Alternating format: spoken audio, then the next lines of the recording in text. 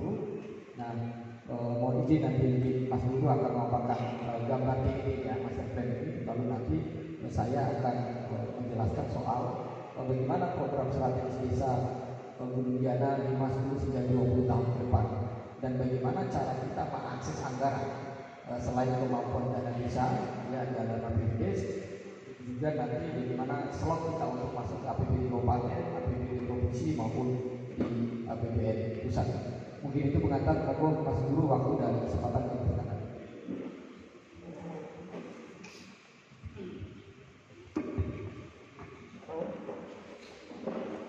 Bismillahirrahmanirrahim. Assalamualaikum warahmatullahi wabarakatuh. Saya akan memulai dengan memaparkan master plan kawasan Gunung Diana yang berada di Ragen, Kecamatan Mas Utara. Nah, berikut site yang dipilih dan disepakati bersama, yaitu yang berada di lapangan Giri Santoso Gunung Diana. Nah, berdekatan dengan Taman Pemakaman Umum Gunung Diana. Ini merupakan peta lokasinya. Dari gambaran tampak atas, ini terdapat existing dari lapangan Giri Santoso Gunung Diana itu. Nah, dari peta lokasi ini didapat beberapa faktor potensi-potensi yang ada yang bisa kita gali dalam peta ini, yang dimana ada beberapa potensi seperti pariwisata, ada juga seperti taman pemakaman ini religi ya, potensi religi, kemudian perikanan juga ada di situ, kemudian ada sport atau olahraga yang bisa dikembangkan di lokasi tersebut. Nah, ini gambaran existing di lokasi. Berikut ada bangunan existing di sini, kemudian ini ada jalan kecil ya yang menuju ke lokasi. Nah, di sini merupakan area perkebunan. Ada perkebunan salak ya di atas dari lokasi di utara dari lapangan, dan di selatan juga ada. Nah, akses menuju makam ini menuju ke lokasi juga. Di sini ada yang sudah terbangun ya, area perikanan mungkin ya. Dan ini dia lapangan Giri Santosonya. Nah, dari gambaran lokasinya kita mulai memikirkan sirkulasi ke lokasi. Ada beberapa potensi atau catatan ya yang dirangkum, yang ada beberapa rangkuman. Yang pertama adalah bahwa site existing hanya memiliki satu pintu akses. Menuju ke lokasi hanya memiliki satu pintu akses, yaitu jalan ini, Jalan Madukara Pakelem. Yang kedua, jalan menuju ke site perlu dilakukan pelebaran. Ini ide atau solusi dari yang ada di lokasi. Jadi jalan untuk menampung kapasitas begitu besar perlu melakukan pelebaran jalan untuk menuju ke lokasi tersebut. Yang ketiga, perlu adanya penerangan tambahan pada jalan akses tersebut. Selanjutnya, jika dimungkinkan, perlu adanya akses baru untuk ke lokasi tersebut, baik itu melalui taman pemakaman ataupun kita dari sisi utara, jika itu memungkinkan ya. Ya, untuk menuju ke lokasi tersebut perlu adanya akses baru, Pak. Yang selanjutnya perlu menyediakan jalur atau area parkir yang cukup, karena kapasitas ini kan ketika ada event mungkin akan banyak, baik itu kendaraan roda 2 dan roda 4. Nah, kami merangkum ya zonasi atau fasilitas-fasilitas apa yang ada di dalam kawasan tersebut. Ada 11 item. Yang pertama adalah gate atau pintu masuk. Yang kedua lapangan sepak bola, yang ini existing yang ada. Yang ketiga adalah mini soccer, di mana kita menambahkan fasilitas olahraga yang lebih kecil dan lebih familiar dan populer saat ini. Yang keempat adalah outdoor dan taman. Itu merupakan area pariwisata ya bagi masyarakat, mungkin bisa berkomunikasi dan bercengkrama di situ. Untuk kelima, kita tambahkan wisata air yang ada kolam di situ. Itu sebagai usulan. Mungkin nanti ada masukan dari bapak-bapak dan perangkat. Yang nomor keenam itu perkebunan. Di sini ada perkebunan existing yang salah di utara dan di selatan lapangan. Kemudian kita tambahkan fasum, musola dan kamar mandi. Yang kedelapan itu BUMDes dan ruang pengelola. Mungkin di sana juga bisa menjadi sarana berkumpul gitu.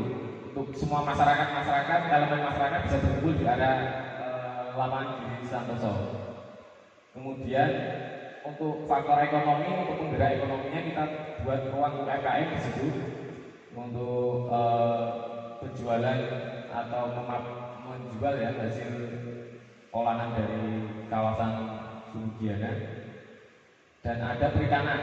Walaupun existing ada perikanan, kita coba kembangkan dan lebih kita besarkan dan kita modernisasi. Nah, yang nomor 11 ini ada parkir untuk menampung pengunjung ya atau pengguna dari kawasan tersebut. Nah, itu adalah fasilitas-fasilitas yang secara gambaran dan secara umum ada di dalam kawasan tersebut gitu Pak. Nah, ini kita masuk ke dalam zonasi sirkulasi perancangan ya, di mana fasilitas-fasilitas itu dikelompokkan. Nah, secara visual dan 3D atau secara penggambaran seperti ini, yaitu area parkir. Ini jalan yang perlu dilebarkan. Kemudian yang bangunan existing di bawah dan di atas pemakaman itu coba kita putar dan juga kita renovasi.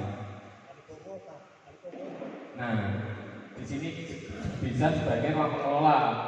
Sekarang kan belum begitu dipergunakan ya. Kemudian lapangan sepak bola kita tambahkan tribun Pak. Jadi untuk beberapa event kita perlu menggunakan tribun penonton yang lebih baik gitu. Nah, didukung dengan fasilitas umum seperti musola dan kamar mandi. Di dalam tribun ini juga ada ruang ganti dan locker room untuk sarana-sarana bagi para pemain sepak bola. Nah, di bagian belakang lapangan ya, samping lapangan terdapat mini soccer. Itu merupakan olahraga yang populer ya saat ini untuk mini soccer. Kemudian didukung dengan outdoor taman di paling ujung dan juga wisata air seperti kolam berenang ya untuk area pariwisata buat kawasan tersebut. Nah, di sini ada BUMDes dan juga perikanan. Perikanan ini lokasinya sama seperti lokasi existing sekarang, cuma kita coba modernisasi.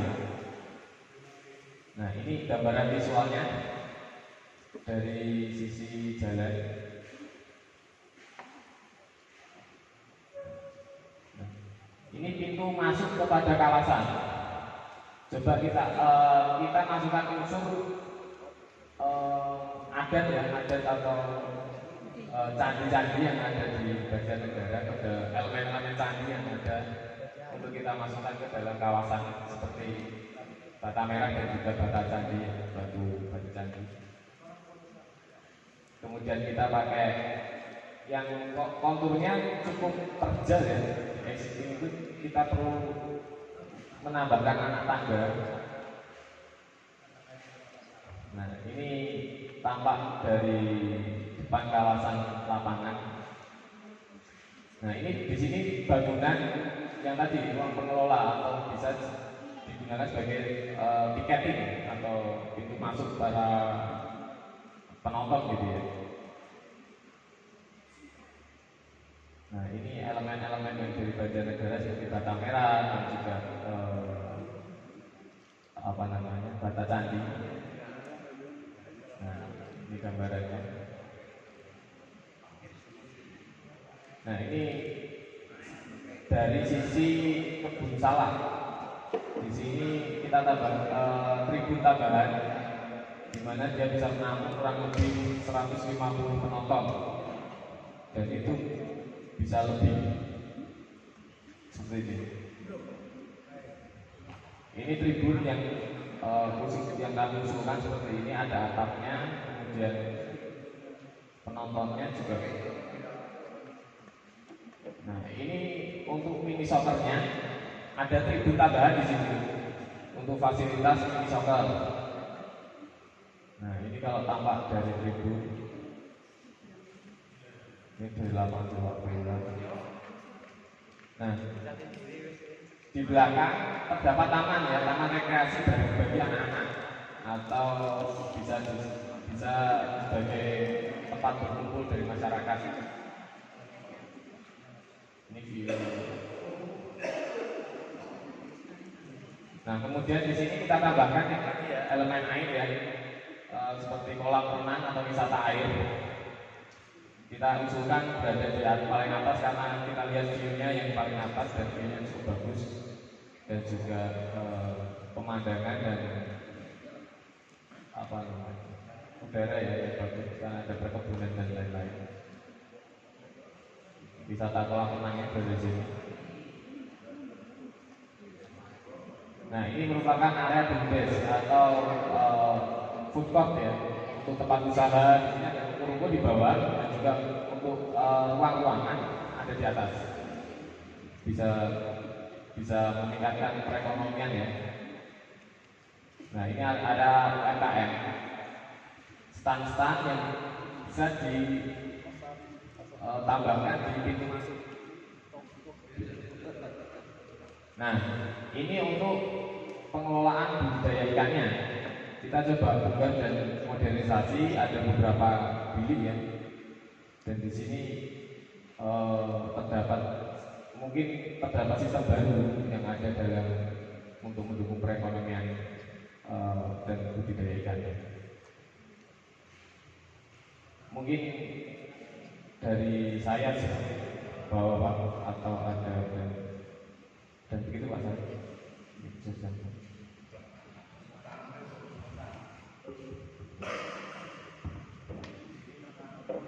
Terima kasih Mas Guru ya sudah memaparkan rancangan. Ya, nanti saya yakin Bapak Ibu semua masih punya ide dan gagasan. Sebenarnya kalau punya laporan akhir, tapi pertemuan terakhir ini kami harap ada masukan dari Bapak Ibu terkait dengan apa yang sudah dipaparkan tadi. Saya menambahkan dari semua. Jadi yang ada di dalam gambar ini adalah kita coba mengkonsep meramu dari seluruh potensi yang ada di seluruh dusun di desa Gunung Giana. Ya. Kalau kita bikin sebuah tagline terhadap gambar ini, itu ingin menunjukkan bahwa Gunung Giana itu punya potensi, baik potensi pariwisata, perikanan, potensi UMKM. Nah, di kawasan inilah yang kemudian kita desain menjadi sebuah, istilah kita itu marketplace, tempat berkumpul, ya, sekaligus ruang keekonomian bagi seluruh masyarakat desa Gunung Giana. Ya. Yang tentu ini akan menarik ya dari warga lain di luar desa untuk hadir di sini. Nah, makanya di dalam kawasan gambar itu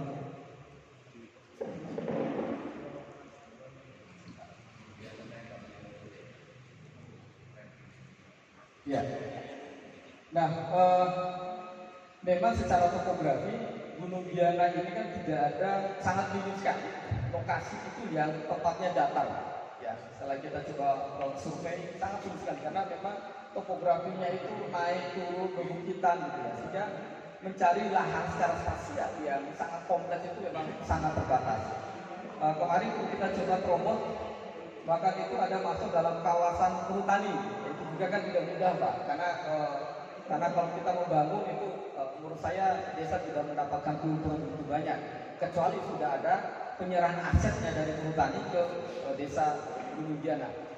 Maka tadi disampaikan oleh tim saya bahwa di dalam satu kawasan yang sangat terbatas ini dengan bentang alam, yang menurut saya kita mencoba mengembangkan potensi yang sudah ada sebenarnya kan lapangan ini. Nah, kalau cara berpikir parsial atau sektoral, maka tentu hanya berpikir lapangan ini hanya untuk sarana olahraga.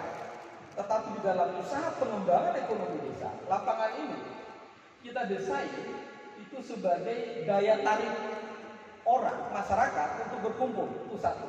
Ya. Lalu kemudian ada tambahan, kan ada tren hari ini, ya anak-anak muda daripada futsalnya keluar desa, nyewa lapangan keluar desa, mini soccer, maka kita tambahkan ada mini soccer. Nah, ini mini soccer ini kalau di mana Tikas di bawah itu kan nyewa per jam kan 200-an ribu ya untuk main mini soccer itu. Nah, ini ke depan saya imajinasi kami kalau kemudian dikelola oleh BUMDes ke depan dibangun, maka ini bisa sewa harian, sewa jalan, bahkan nanti teman-teman Karang Taruna pemuda ini bisa katakanlah lomba mini soccer tingkat desa se-Kabupaten Banjarnegara lokasinya di sini. Yang mau kita hadirkan apa? Bukan hanya sekadar orang bermain bola atau mini soccernya, tetapi bagaimana memobilisasi ribuan orang itu datang ke desa Gunung Giana, yang otomatis ketika mereka datang ke situ minimal mereka beli minum, ya minimal ada parkir di sana yang harus berbayar, ya lebih lagi kalau 2-3 jam di situ bukan hanya minum, saya kira pasti butuh makan, ya hiburan dan lain-lain. Nah, siapa yang akan mengelola situ? Siapa akan menerima manfaat? Tentu adalah secara optimal untuk masyarakat Gunung Giana. Lalu supaya tidak ada titik jenuh, salah satu atraksi wisata yang kita coba sudah mimpi minim sekali di Banjarnegara ini. Kalaupun ada itu di tempat-tempat hotel, misalnya punyanya hotel Sudahida misalnya gitu ya, yang harus bayar mahal masuk ke sana misalnya, harus nginap begitu. Nah, besok tidak perlu jauh-jauh, maka di sini kita fasilitasi. Karena menurut saya sumber air di sini cukup bagus, ya. Untuk akses kita bikin kolam renang. Kolam renang ini tentu berbayar dan tidak perlu mahal. Tiket masuk pengalaman kita di Jogja masuk saja 5.000. Tapi ada syarat situ, tidak boleh bawa makan dan minum dari luar. Nah, ibu-ibu inilah yang kemudian yang kreativitasnya bagaimana menyediakan makan minum. Jadi ini untuk menggerakkan ekonomi. Lalu apalagi di situ? Besok akan tumbuh ya di beberapa daerah yang kita dampingi, mulai dari perlengkapan renang, kacamata apa itu akhirnya tumbuh usaha-usaha baru ya karena ada destinasi atraksi. Selain itu kita mengakomodir ternyata jumlah penduduk kemudian anak-anak di Gunung Giana itu kita melihat hampir tidak ada tempat hiburan. Kalau mau hiburan keluar jauh ya. Maka idenya muncul dari hasil riset kita di lapangan. Ini harus ada fasilitas semacam playground kalau istilah hari ya. Tempat bermain, kumpul anak-anak, orang tua bisa ngantar hari Minggu, Sabtu dan untuk kawasan di sini. Ya. Ini apakah ke depan mau dipungut biaya monggo, tapi yang namanya parkir mau ditarik itu dikelola oleh BUMDes. Ya. Lalu kawasan-kawasan lain saja yang sudah ada hari ini misalnya soal ikan. Memang Gunung Giana punya potensi perikanan. Kita ingin hadirkan. Kenapa sedikit sekali? Memang di sini hanya sebagai percontohannya, marketplace-nya, ya. Bahwa di masing-masing dusun ada pengelolaan budidaya ikan tawar. Maka disinilah kemudian bisa menjadi pola percontohan pasarnya lah istilahnya. Bagaimana cara membudidaya ikan air tawar sekaligus untuk mempromosikan bahwa di seluruh dusun di Gunung Giana itu punya potensi perikanan. Maka begitu orang datang ke sini, mereka bisa melihat ada potensi perikanan. Lalu selain itu juga ada potensi untuk UMKM. Itu juga yang kita kembangkan karena memang masyarakat di Desa Gunung Giana ya itu juga punya potensi UMKM yang mungkin nanti bertanya-tanya, Pak Sarif kok terbatas? Memang konsepnya terbatas, Bapak Ibu semua. Jadi harapannya ke depan ini adalah sebagai toko pajangan yang dibuat jualan juga. Jadi masing-masing dusun nanti potensi UKM-nya bisa ditaruh di sini. Ya, yang punya usaha batik, usaha keripik salak atau apapun, bukan berarti di dusunnya itu tidak ada usaha, ada. Dia harus taruh di sini dengan teknologi yang bagus, ya, dengan izin dan PIRT lain dan macam-macam itu sudah di sini. Ya. Ini adalah kita mengakomodir. Yang berikut adalah ada food court. Food court itu semacam apa? Kalau istilah sini apa? Food court itu kantin lah, ya. Tempat orang nyantai mau bikin makan, minum kopi dan lain-lain itu ada kita juga sediakan di sini food court ya.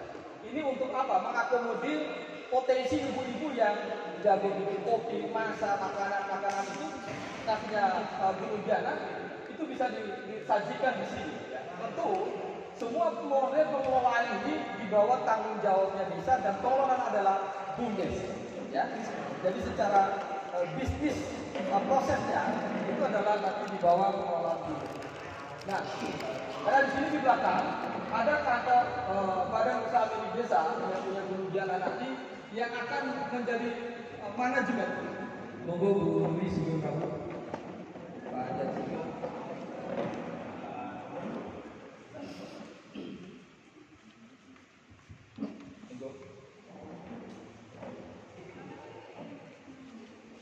Ya, saya izin lanjutkan Bu. Jadi memang dengan keterbatasan area yang kontak alamnya yang memungkinkan, kita coba mendesain kawasan ini menjadi kawasan ekonomi terpadunya milik Desa Gunung Jana. Jadi sekali lagi konsepnya adalah ini adalah kawasan ekonomi terpadu yang akan dimiliki oleh atau dikelola oleh Gunung Jana.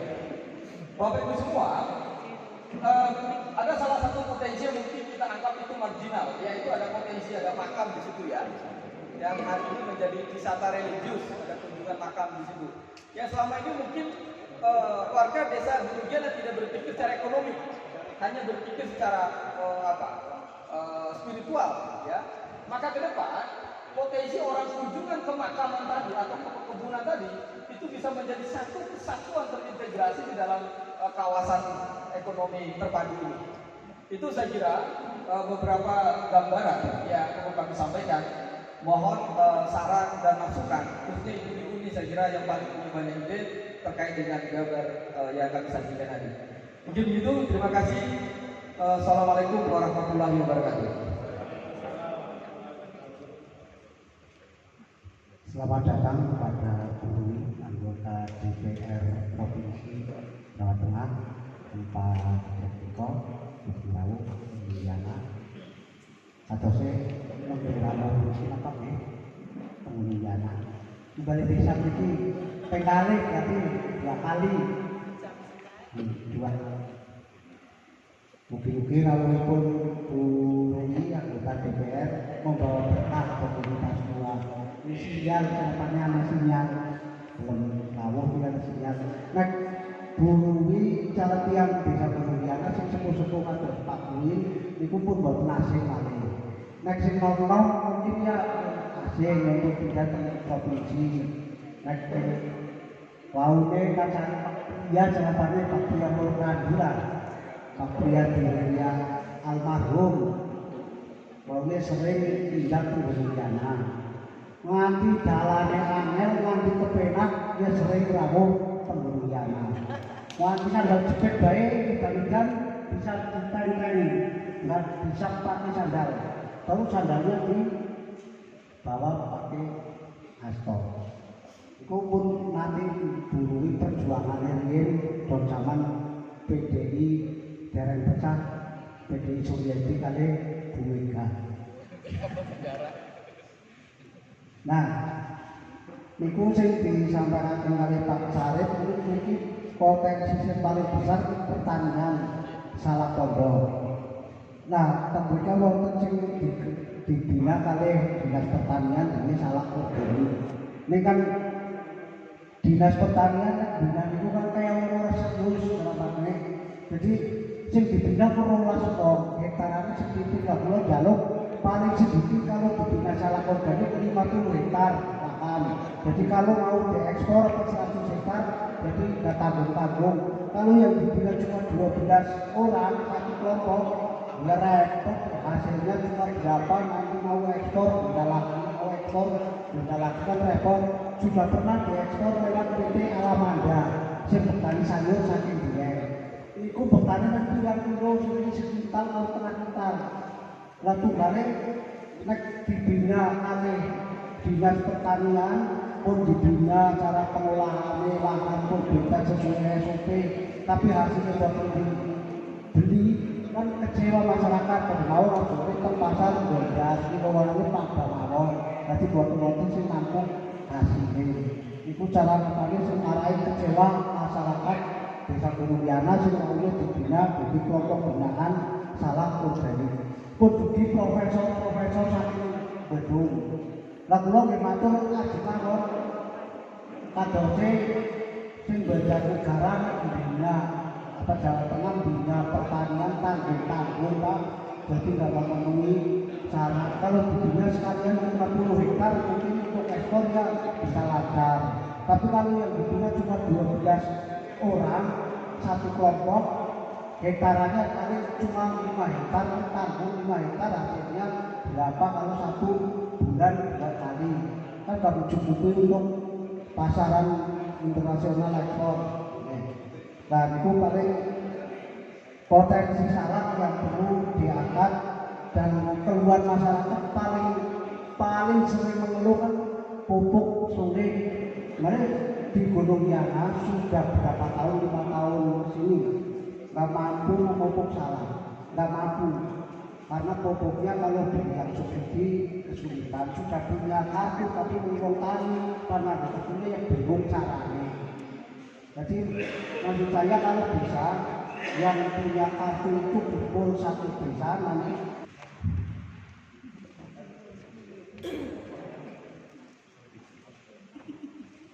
maaf ini bukan usul kami perwakilan dari provinsi ingin istilahnya menambahkan dari gambaran-gambaran tadi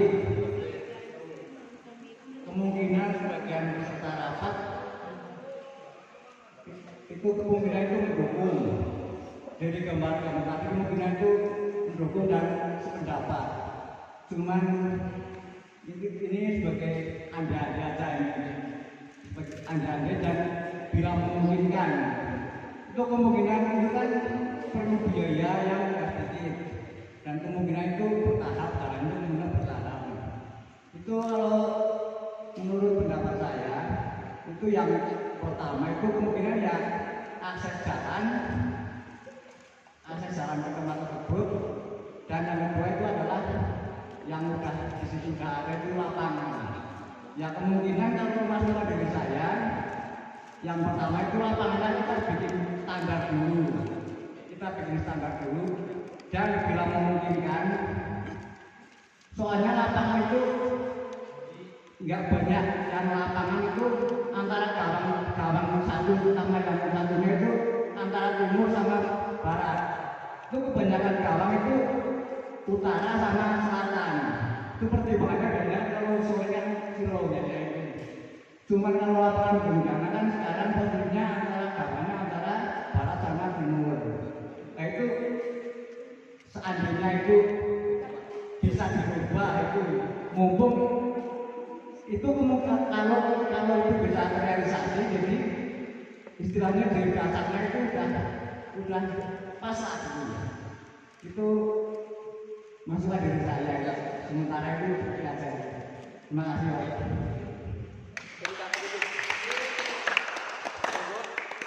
Ibu, oke Bu. Silakan Bu. Enggak apa-apa ya Bu. Iya, moga Bu. Biasanya ibu-ibu yang punya banyak ide, ya Bu.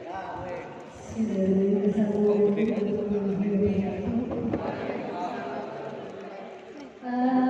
mungkin kalau dari ibu khususnya masalahnya UMKM ya seandainya itu apa rencana rumah UMKM itu satu ruangan atau istilahnya hanya bikin ruko?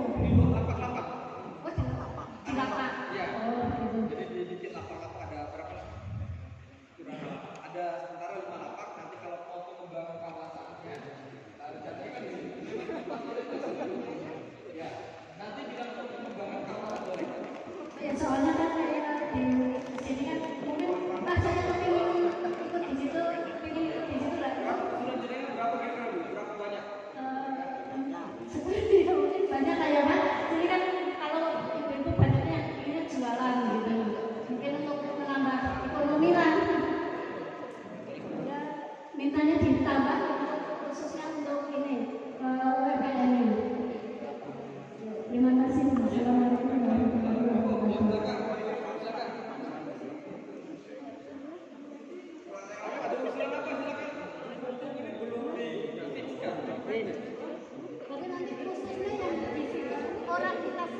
Ya, ya. dikhususkan istilahnya. Jadi sekali lagi terima kasih Bu. Nanti kita akan pertimbangkan lapak UMKM-nya nanti di kawasan ini ya, karena dekat dengan food court. Food court juga itu yang punyanya ya warga juga, itu bergabung.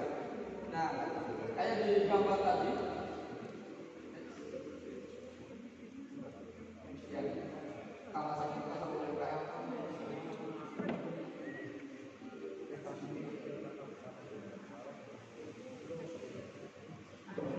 Nah ini, yang dekat. Nah ini Bu, ini lapak-lapaknya nanti termasuk di atas ini. Jadi di atas orang boleh nyantai, minum kopi, kafe, nanti anak-anak muda, orang tua boleh nyantai. Karena saya lihat di Rugiana itu hampir tidak ada ruang publik orang berkumpul ngobrol nyantai sama kita. Ya, maka kita mencoba perhatikan di sini. Orang misalnya ngobrol soal desa, bisa ruang terbuka begitu. Ini coba kita perhatikan di sini. Nanti kita akan menggunakan untuk penambahan tadi ya. Ya target 10 atau 15 lapak ya. Jadi terima kasih tadi Pak. Kalau kita bergerak, lapangan kalau timur barat bergeser ke utara. Ada penyebaran. Baik Pak, nanti ada soal kesempatan. Tadi yang di lapangan tadi memang kita akan coba hitung ulang yang ini kan timur barat ya. Kalau nanti ini masih ada penyebaran ini di Eropa ya utara selatan. Jadi terima kasih Pak. Saya sepakat memang yang prioritas adalah penataan di kawasan lapangan karena yang ini sudah ada. Ya, ini tinggal termasuk tadi sepakat juga dari jalan Bapak dengan kami tim untuk jalan akses masuk ya. Itu menjadi pertimbangan. Monggo Bapak. Silakan Pak.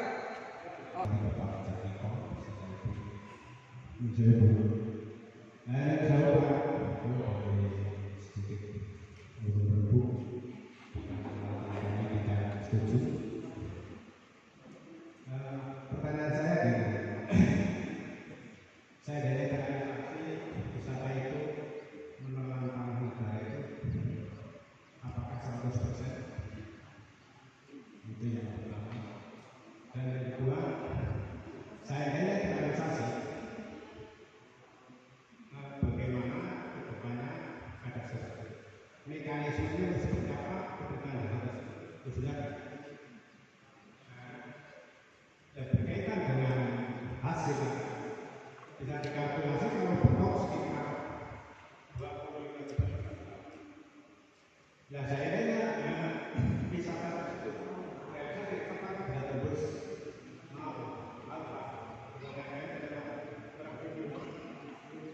yang kami takuti bagaimana pemerintahan yang ada. Apakah sistemnya nanti ada satu sistem kunci karena betok sudah berjalan itu aja.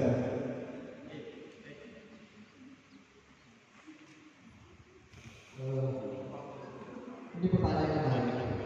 Yang pertama, ini adalah kalau di dalam undang-undang tentang aset ini menjadi aset desa, bukan asetnya kepala desa atau asetnya perangkat desa, bukan. Ini akan menjadi asetnya pemerintah desa sebagai aset masyarakat yang kuasanya adalah menyelenggarakan desa. Itu poin utama. Lalu kalau berpikir secara kepentingan pribadi, memang desa tidak bisa maju. Pengalaman saya dalam hubungan desa seluruh Indonesia. Kalau kemudian secara berpikirnya tukar guling ini jadi bokok itu kan berpikir kepentingan orang-orang pejabat. Sementara di master plan ini kita pikir karena nasib seluruh masyarakat desa di Rugiana. Ini bokok penjaringan kepentingan. Mau pilih kepentingannya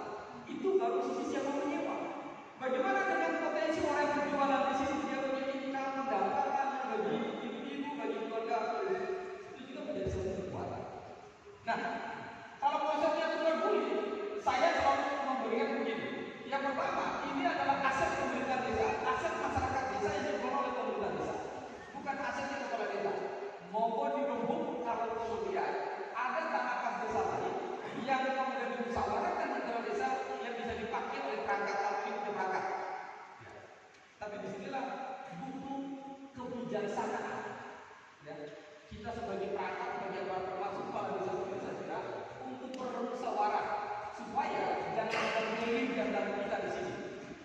Karena itu saya yakin bukan cita-cita pribadi juga Pak Kades. Ketika Pak Kades bertemu saya mengatakan bagaimana kemudian desa kita yang banyak cekungan naik turun begitu, kemudian orang yang mencari uang di situ begitu dapat uang, belanja di Wonosobo, belanja di Purwokerto, belanja di kota, tidak pernah habis waktu kita di sini. Kami coba bikin keras Pak, bahwa bagaimana orang bukan hanya kemudian sekitar berkegiatan, dia akan datang ke sini untuk menghabiskan uangnya. Itu pikiran kita. Kami tidak terlalu hemat bahwa ini tanah kas desanya siapa itu mengulang urusannya Pak Kades dengan Gubernur BPD. Nanti Pak, itu pikiran kita. Yang kita desain di sini, kita coba adalah bahwa proses ini adalah proses kita berdesa melibatkan seluruh masyarakat. Sama Pak Contoh, ini tadi kita baru dari hubungan ini salah satu di desa Juwarno. Udah bilang selesai, lalu kemudian kita serahkan. Bahkan desa itu mau berbondong-bondong, ya kepala desa kan ada tanah warga di sini, ya ini sama persis kasusnya Merdeka. Ini punya saya pribadi Pak, ya ini bengkok, ini yang kita kembangkan. Karena ini dihadap oleh tanah warga, lalu kemudian perangkat desa mau tukar guling. Ini contoh Pak, kelegowoan kebijaksanaan tadi. Akhirnya apa? Dia mau korbankan ini, desa mengambil, ini kan karena desa punya perangkat. Ini tukar masuk ke sini Pak, dia mau geser ke sini. Ini contoh bagaimana kita konsep kita bermasyarakat dan berdesa tadi. Tidak di dalam pengembangan kawasannya Merdeka Pak, ya bentuknya. Terus, yang gambar. Nah, sebentar, yang gambar yang ada gambar mangkrak mereka. Nah ini. Merdeka, ini akibat tidak ada perencanaan Pak. Dibangun homestay hari ini Pak, jadi rumah hantu, tempat prostitusi, mohon maaf. Orang singgah manggal. Ini dikritik. Kenapa tidak ada perencanaan? Tiba-tiba dibangunnya habis ratusan juta, mangkrak. Bangunannya sudah rusak dan lain-lain. Ya, dibikin kolam, tujuannya apa kemudian? Nah ini coba kita naikkan dulu, ini kawasan ini. Nah, ini gambar dulu. Setelah itu kita bolak-balik diskusi, riset, terus lanjut seksi. Kita kembangkan kawasannya jadi ini. Ya. Ini sudah jadi gambarnya. Yang ini akhirnya kemarin kesepakatan dibongkar. Ini nanti dibongkar ditaruh di belakang. Ini di Merdeka. Kalau jenengan jalan-jalan utama mau menuju Merdeka ini kan satu-satu aksi ke atas ya dari jalan nasional itu. Nah, ini kawasan kita coba desa ini. Jadi perangkat desanya turun cari tahu siapa pemilik SAM tadi itu tanah pribadi, lalu kemudian mereka mau tukar dulu. Memang kalau dihitung pribadi rugi perangkatnya, karena mungkin itu dianggap aset paling potensial kan. Tanah sudah diuruk, lalu kemudian kalau disewakan buat gudangan pendapatan lebih besar. Tetapi ada legowo kebijaksanaan juga. Oke, ini untuk kepentingan masyarakat desa, akhirnya dia mau tanahnya tadi ditukar belikan. Ya monggo nanti Pak Kades di internal Bapak Ibu semua, saya nggak bisa campur dalam terlalu jauh itu karena urusan internal pemerintah desa. Nah, lalu pengelolaannya begini Pak. Pengalaman kita di dalam proses merencanakan ini itu adalah konsep bertahap. Pentingnya di musyawarah desa, tadi seperti yang disebutkan oleh Bapak tadi. Mau prioritas yang mana? Itu penjenengan yang putuskan, bukan kami. Kami hanya menjahit ide dan pikiran tadi itu di dalam satu kawasan tadi. Bahwa yang prioritas pertama penataan lapangan. Ya, saya kira ini tidak butuh biaya banyak kalau lapangan, karena sudah tidak perlu pengarah, tinggal paling bangun tribun. Mungkin yang kedua setelah lapangan itu penataan kawasan parkir dan UMKM secara bertahap. Ya, karena UMKM saya kira lapangnya tidak perlu biaya mahal juga. Ya kan tidak perlu yang megah untuk lapak-lapak penataan. Nah, yang berikut apa? Yang berikut yang dapat menarik orang untuk berbondong-bondong ke situ adalah kawasan ini. Ada playground, tempat bermainan anak, bercengkrama di sini, lalu kemudian ada mini soccer. Itu secara bertahap saya kira bisa dikembangkan. Nah, ke depan kalau ini proses jalan Pak, seperti yang pertemuan sebelumnya, maka penting kawasan ini Pak dibuatkan perdes, termasuk perdes badan pengelolaan terhadap kawasan ini oleh Bumdes. Itu harus dibuatkan. Yang pertama, bikin perdes tentang asetnya, bahwa ini menyatakan bukan asetnya kepala desa, perangkat desa, tapi asetnya pemerintah desa. Yang kedua adalah baru penetapan perdes atau SK di kawasan ini menjadi katakanlah kawasan ekonomi kreatifnya desa Gunung Giana. Ya. Lalu di situ yang berikut bikin peraturan desa yang mengatur bahwa badan pengelola terhadap kawasan ekonomi terpadu ini dikelola secara profesional oleh Bumdes. Nah, ini contoh Bumdes. Kenapa banyak Bumdes kita yang mati suri dan mati sari? Karena apa?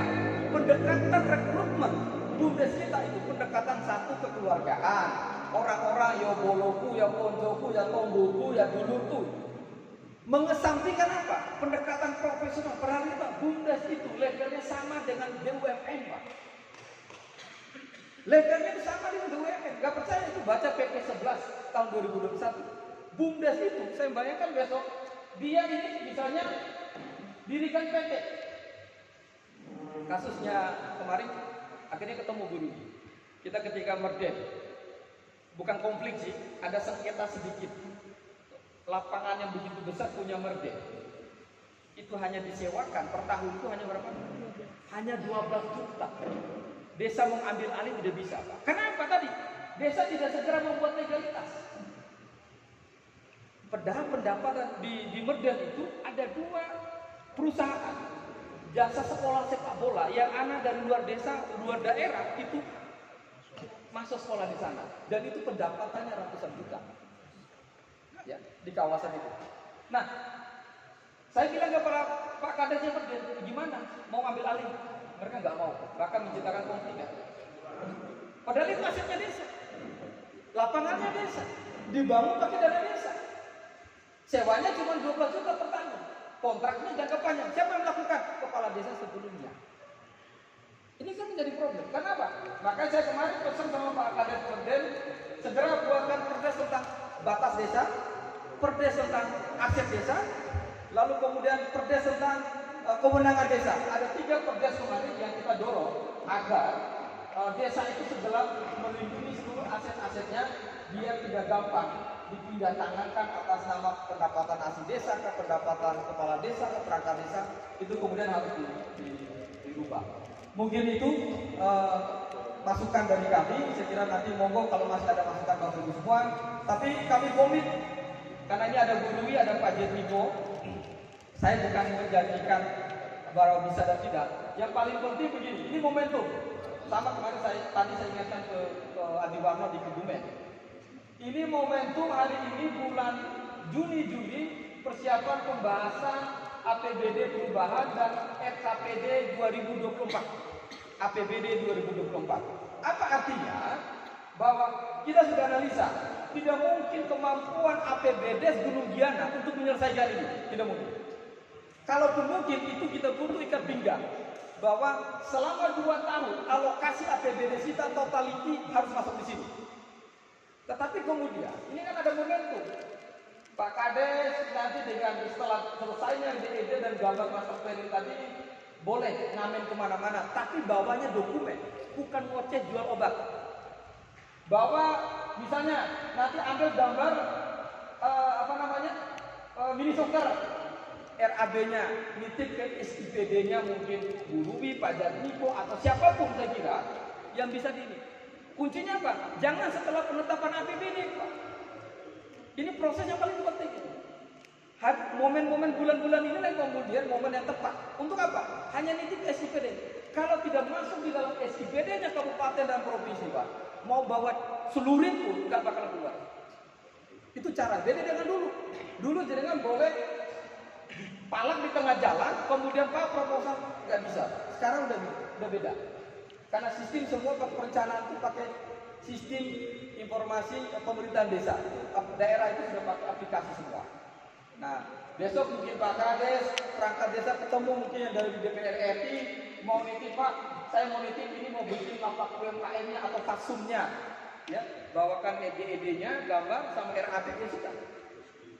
Langkah selanjutnya apa? Yang paling penting Pak Kades tidak boleh diam diri di kantor desa. Minta rekomendasi siapa? Minimal ada dinas PMD. Kalau kemudian masuk ke PUPE atau Bapeda, biar nanti untuk melakukan proses. Ini cara kita dampingi teman desa bagaimana bahkan support pembiayaan bar APBD.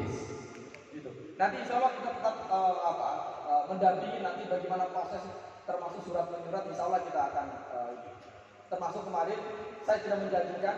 Kemarin saya dari Jakarta ketemu dengan Direktur Pengembangan Inovasi Desa, ya. Saya cerita soal pendampingnya saya di Bank Negara di Kebumen. Beliau mengatakan nanti kapan-kapan kami diajak jalan ke lapangan Pasar itu. Kemudian siapa saya bilang yang paling penting adalah nanti saya boleh share kontaknya Pak. Dengan komunikasi langsung tunjukkan ini, ya. Yang penting saya sudah perlu nuwun. Lalu kemudian kalau diminta menghadap ke Jakarta langsung ketemu orangnya. Itu nanti salah satu cara kita untuk mendapatkan akses pembiayaan kita di luar dana desa. Saya kira itu mungkin Bu Rumi banyak punya tambahan.